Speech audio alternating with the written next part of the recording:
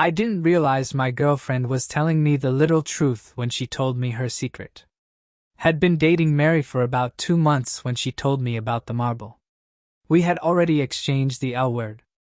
At least she said she loved me, that she wanted to be with me forever, that she wanted nothing more than to spend every night of her life with me, in my arms.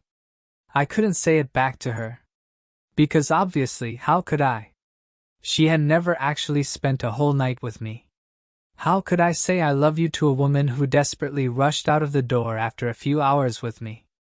Oh, we slept together, there was no problem in that department. The most amazing sex of our lives, we murmured to each other, our limbs and hair intertwined. Then, as we would get drowsy and heavy, she'd jerk up, frantic, her jade-green eyes wide open in terror, start pulling on her clothes. "Mary, come back," I'd beg. "Sweetheart, where are you going?" "Stay with me." She'd kiss me. "No, I can't. I have to go home. I can't sleep over, I told you so." "But why? You said you don't have kids or husband?" I couldn't help the note of suspicion in my voice. "I swear I don't." She would kiss me deeply. "I just can't sleep over. It's nothing bad, I swear. I have to go." And she'd leave. I believed her. And eventually, after she told me she loved me, she swore me to secrecy and told me the real reason why she wouldn't stay.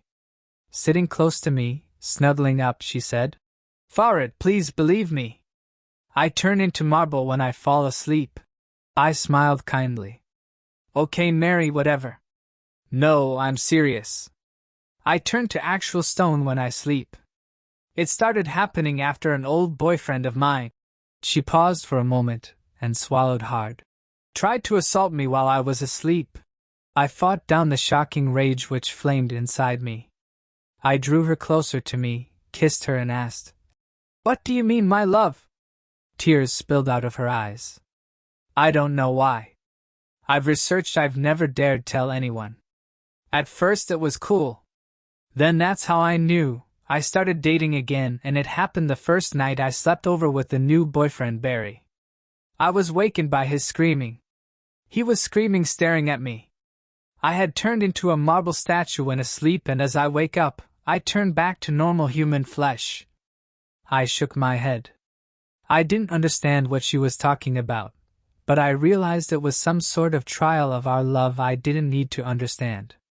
I kissed her trembling lips. "Listen, Mary, I don't care about that, okay? You could turn into a frog when you fall asleep and I would still love you." Her eyes lit up. "Oh, Farid," she sighed. "You've never told me you love me before." I kissed her again. "I haven't? How remiss of me. I'm telling you now. I love you, Mary." She started crying. I thought it was from joy, but thinking back to that night, I realized it was from relief. You don't understand, Dash," she sobbed.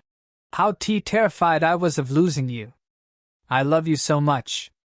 And the sleeping thing, I've never slept over with a man since Barry, he killed himself. He couldn't handle seeing me turn into marble. It wasn't my fault, he already had issues." I stroked her jet black hair. You don't have to talk about it, Dash." But she continued sobbing and talking. No, I ruined all my relationships. Because I couldn't sleep over with anyone. They all said they didn't mind at first, then they grew suspicious like you just did, thought I must be cheating on someone, and then I heard you sounding the same. I couldn't bear it, so I'm telling you. It's just because I turn into marble when I fall asleep. I've filmed myself. It starts from my legs and then the marble comes all the way up, and then when I wake up it's reversed from the top of my head going down. I turn back into human, Dash." I wanted her to stop talking about the marble and Barry and the other men she'd slept with before me.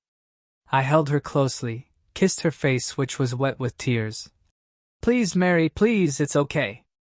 I believe you. I didn't mean to sound suspicious. I'm sorry. Stay over with me tonight, please. I don't care about the marble." Her sobs gradually faded and she clung to me. Soon enough, our embrace changed from solace and comfort to passion. Our time together was the most joyful we had ever had. The burden of confession off Mary's shoulders, she abandoned herself to pleasure like I have never seen in a woman, and probably never will again. It was around midnight, I think, that we fell asleep, entangled in each other. I jerked awake only a short while after, conscious of a heavy coldness pressing against my skin, my neck. Something stone cold was against me, digging into my flesh. My right arm and leg seemed to be caged in something cold. I reached out with my free arm and switched on the bedside light, confused and groggy. And then, in the harsh electric light, I saw a statue of a woman lying next to me, in white marble veined with jade green and jet black, her stone arms and legs interlaced with mine. I gave a cry of terror, frantically trying to free my captive arm and leg. At the sound, the marble seemed to shiver, and flush of human color started from the top of her head. I was trying to prise myself free, and just as I succeeded in pulling away and pushing her off, her eyes opened. I pushed her off the bed. As I jumped backwards, she fell to the ground and I heard her cry out, and a loud shattering sound. Then silence. "Mary?" I quavered, and slowly I went around to her side. There she was, lying in two marble pieces broken on the ground. Only her head was of human flesh, her black hair spread back, her jade-green eyes wide open staring at me in agony, her lips open in her last cry.